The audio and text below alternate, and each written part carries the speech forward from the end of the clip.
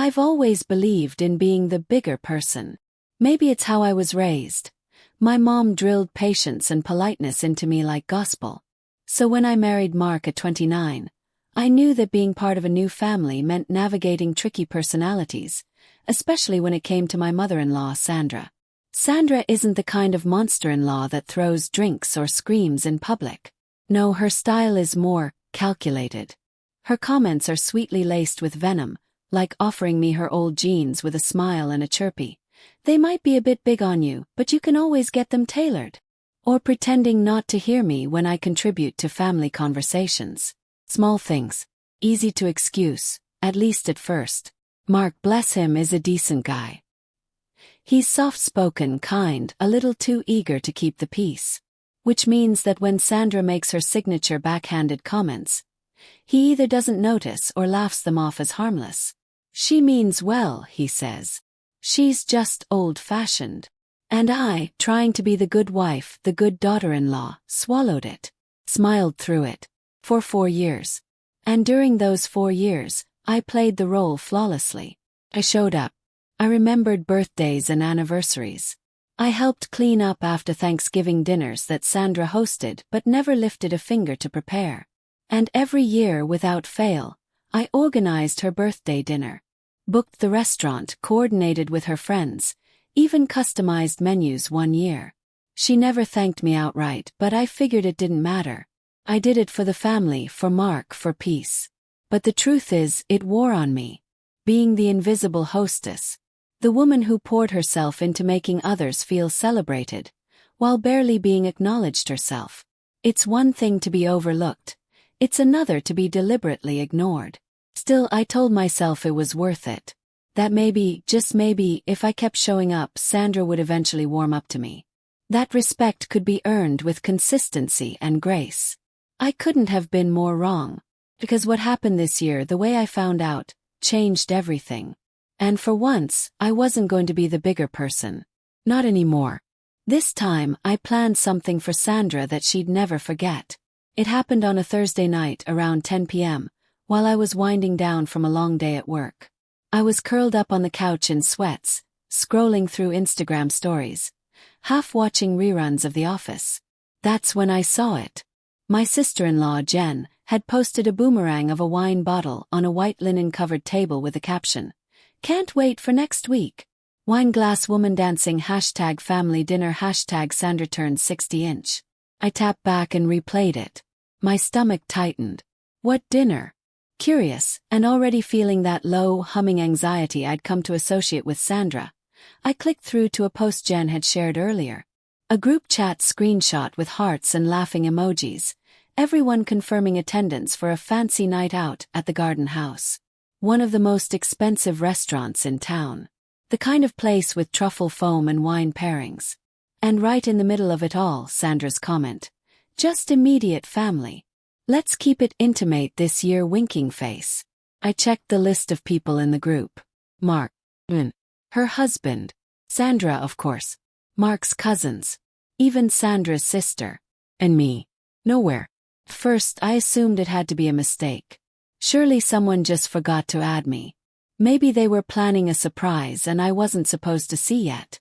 But the longer I stared, the clearer it became. I wasn't included because I wasn't wanted there. I turned to Mark, who was half asleep beside me. "Hey, did you know about this dinner next week for your mom's birthday?" He blinked, confused. "Yeah, she mentioned it a few days ago. Said it was just family." "Why?" I stared at him. "Just family. I am family." He sat up a little. "I thought maybe you had too much going on at work. I mean, you've been swamped lately, right? And Mom said it was going to be low-key. Just siblings and close relatives." My blood went cold. "Mark, I've organized every single one of her birthday dinners for the past 4 years. I've rearranged my schedule, canceled plans, booked tables, made sure she felt celebrated. And now I'm not even invited." He looked like a deer caught in headlights. I didn't think it was a big deal. I assumed you knew." I didn't respond. I just stood up and walked to the kitchen. My hands were shaking, but not from sadness. From anger. Hot, slow-burning anger that only comes when someone finally crosses a line you've let them toe for far too long. And truth be told, I should have seen it coming.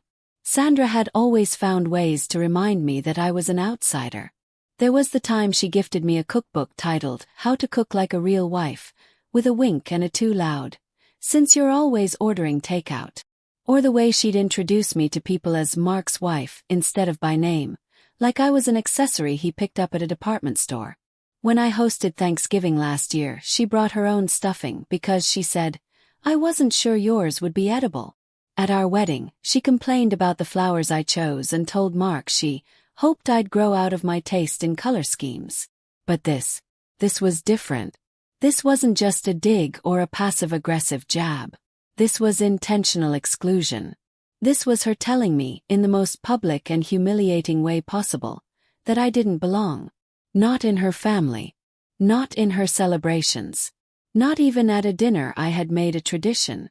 And the worst part, Mark just let it happen. I stared at my phone, still open on the group chat screenshot. Laughter, heart emojis, clinking wine glasses. They weren't even trying to hide it. For the first time in 4 years, I didn't feel the urge to fix it. I didn't want to text her or smooth it over or make excuses. I wanted revenge. Not loud, screaming revenge. Elegant, quiet, precise. The kind that would make Sandra regret underestimating me. I didn't sleep much that night. I lay there staring at the ceiling, Mark snoring softly beside me, while my mind replayed the dinner plans over and over like a cruel loop. Every time I thought about Sandra's smug little winking emoji, let's keep it intimate this year winking face, something inside me hardened. By morning I wasn't sad anymore. I was done. Over breakfast I brought it up again. My voice was calm, too calm. Oh, your mom thinks I'm not family enough to be invited to her birthday dinner. Mark looked up from his cereal like I just asked him to explain quantum physics. Come on. Don't make it a thing. It's just dinner. No, Mark. It's not just dinner. I folded my arms. It's the birthday I've planned for her every single year. The one I rearranged vacations and deadlines for. And now I'm just, what? Uninvited. Invisible. He sighed, clearly uncomfortable. I'm not saying it's fair. I don't want to start something. You know how she is. If I push, it turns into a whole drama. God forbid we upset Sandra, I snapped. Heaven help us if the Queen Mother doesn't get her way. He flinched. Can't we just let this go? I stared at him. This was what it came down to. Keeping the peace. Avoiding conflict. Me swallowing disrespect so no one else had to feel uncomfortable. I realized in that moment that I'd spent 4 years shrinking myself to fit into a mold that Sandra had never intended for me to fill. She didn't want a daughter-in-law. She wanted a silent audience. And I'd played the part beautifully. Not anymore. No, I said. We can't just let it go. He looked at me with wide eyes, like he didn't recognize me. Maybe he didn't. Maybe for the first time. He was seeing the version of me that wasn't smiling and nodding through being excluded. The version that wasn't going to be the peacemaker anymore. I'm not asking you to choose between us, I said quietly. But I am telling you, I won't be treated like this again. Not by her. Not by anyone. I've done nothing but show up for this family. And I'm done being stepped over. Mark didn't respond. He didn't apologize. He just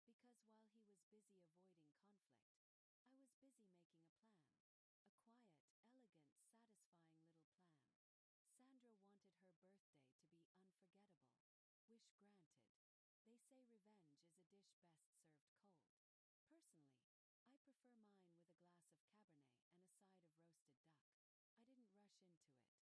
and mumbled something about needing to head into work. Fine. Let him run. Because while he was busy avoiding conflict, I was busy making a plan. A quiet, elegant, satisfying little plan. Sandra wanted her birthday to be unforgettable. Wish granted. They say revenge is a dish best served cold. Personally, I prefer mine with a glass of Cabernet and a side of roasted duck. I didn't rush into it. I spent the next 2 days thinking it over, cooling off, weighing my options, making absolutely sure I didn't just want to be petty. I didn't want to be messy. I wanted it to be clean, quiet, undeniable, and unforgettable. Lucky for me, I had just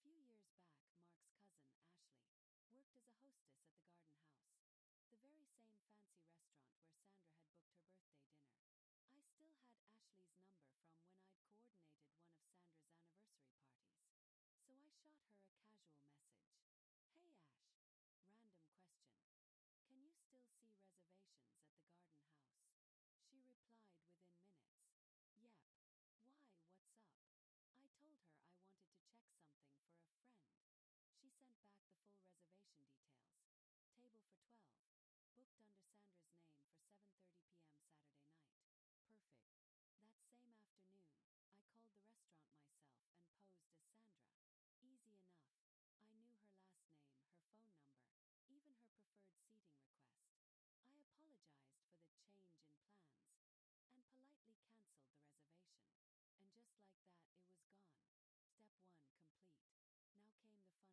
the full reservation details.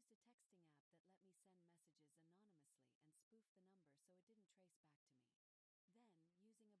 12. Booked under Sandra's name for 7:30 p.m. Saturday night. Perfect. That same afternoon, I called the restaurant myself and posed as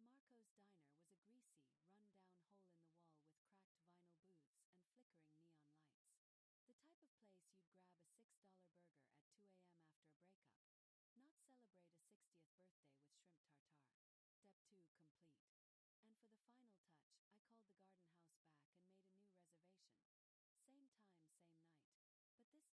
enough. I knew her last name, her phone number, even her preferred seating request. I apologized for the change in plans and politely canceled the reservation. And just like that, it was gone. Step 1 complete. Now came the fun part. I used a texting app that let me send messages anonymously and spoof the number so it didn't trace back to me. Then, using a burner number and a group text pulled from Jen's post, I crafted a message. "Hi all. Small change of plans. Dinner has been moved to 7:30 p.m. at DeMarco's Diner, 125 Maple Boulevard. Cozy spot, same time. Surprise from Sandra. Smiling face with smiling eyes." DeMarco's Diner was a greasy, run-down hole in the wall with cracked vinyl booths and flickering neon lights. The type of place you'd grab a $6 burger at 2 a.m. after a breakup, not celebrate a 60th birthday with shrimp tartare. Step 2 complete. And for the final touch, I called the Garden House back and made a new reservation. Same time, same night, but this time under my name. I reserved a small, elegant table by the window, just for me and two of my friends, Claire and Tasha, who were only too happy to come along once I told them what was happening. "I can't believe you're actually doing this," Claire had said, laughing as we finalized plans. "Oh, I'm not doing anything," I replied sweetly. "Just having dinner. The chaos is already written." Saturday came and I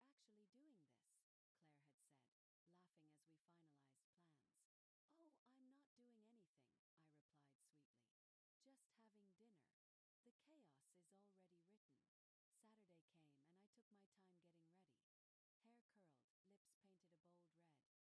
I saw them through the front window first. Sandra in a cream shawl, Jen in heels too high for the occasion, the rest trailing behind, visibly confused. They looked around, clearly expecting a host to greet them. Instead, the hostess frowned and checked the system. "I'm sorry," I heard her say. "There's no reservation under that name." Sandra's voice, high and indignant, cut across the room. "That's impossible. I made the reservation weeks ago. Unfortunately, it was cancelled 2 days ago by someone who identified as you," the hostess replied calmly. Sandra's face turned an impressive shade of pink. The group huddled, whispering, phones out, no doubt checking the mystery text. I watched with morbid glee as someone muttered, "Wait, the address in that message leads to a diner?" Jen looked mortified. Someone else mentioned maybe just eating there anyway. Sandra looked like she was about to implode. And then she saw me. Our eyes met across the dining room. I raised my wine glass and smiled. Her mouth opened, then shut.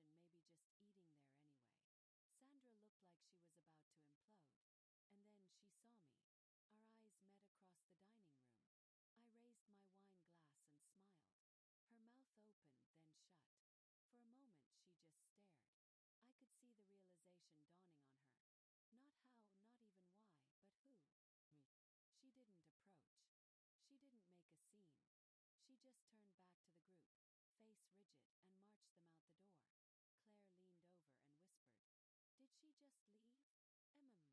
just not the one she wanted. DeMarco's Diner was lit by a flickering neon sign that buzzed like a dying fly. Half the letters had gone out, so it just read Marsener. The parking lot was mostly empty, save for a beat-up pickup truck and a couple of motorcycles parked haphazardly near the entrance.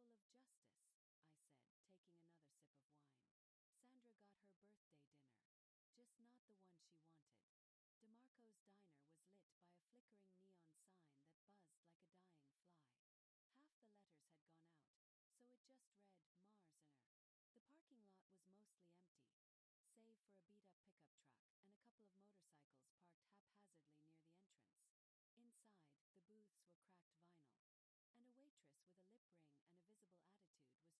counter. At exactly 7:30 p.m., a caravan of well-dressed, bewildered people pulled into the lot. stepped out of her car first, her shawl flapping slightly in the breeze like a tattered cape of dignity. Jen followed, teetering in her heels. Mark's cousins, a few aunts, and Sandra's sister. Everyone had dressed up for what they thought was a five-star dinner at the garden house. Instead, they stood blinking at a sad diner that looked like it hadn't been deep cleaned since the 90s. "Is this a joke?" Jen asked, already pulling out her phone. "I don't understand," Sandra snapped. "The text said 125 Maple Boulevard. This is the address." "But why here?" someone asked. "This place doesn't even have cloth napkins." They stood awkwardly for a moment, unsure whether to go in or get back in their cars. Sandra, increasingly red in the face, dialed someone on her phone. She paced in her kitchen. Just in case. So they piled back into their cars, heels clicking and tempers rising. Meanwhile, back at the garden house, I was slicing into a perfectly cooked filet mignon, sipping my second glass of wine, and laughing at one of Claire's jokes. Our table, right near the window, had the ideal view of the entrance. At exactly 7:58 p.m., the doors opened again. And there they were. Sandra stormed in first, heels clacking across the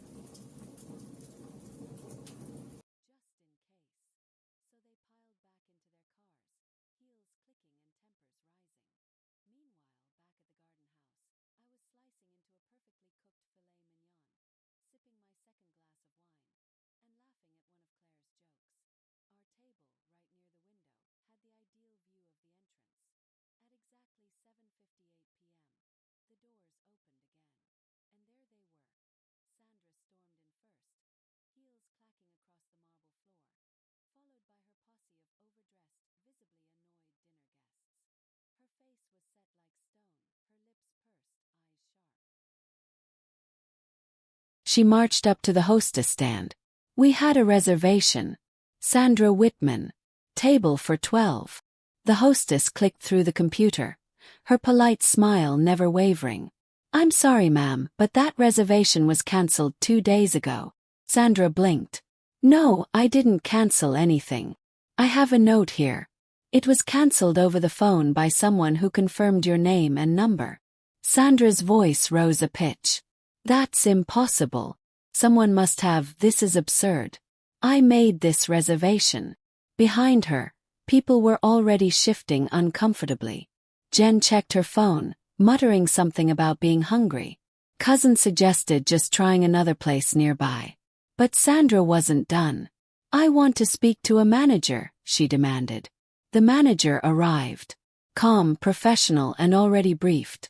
"I'm sorry, Mrs. Whitman, but the table has been released. We're fully booked for the night. I'm afraid there's nothing we can do." I could see it all from where I sat, every flared nostril, every furrowed brow. Sandra stood there, humiliated and furious, clutching her clutch like it might save her from public embarrassment. Her carefully curated evening had collapsed in front of her. She'd been made a fool of. And she knew it. She turned, face taut, scanning the room, and that's when she saw me.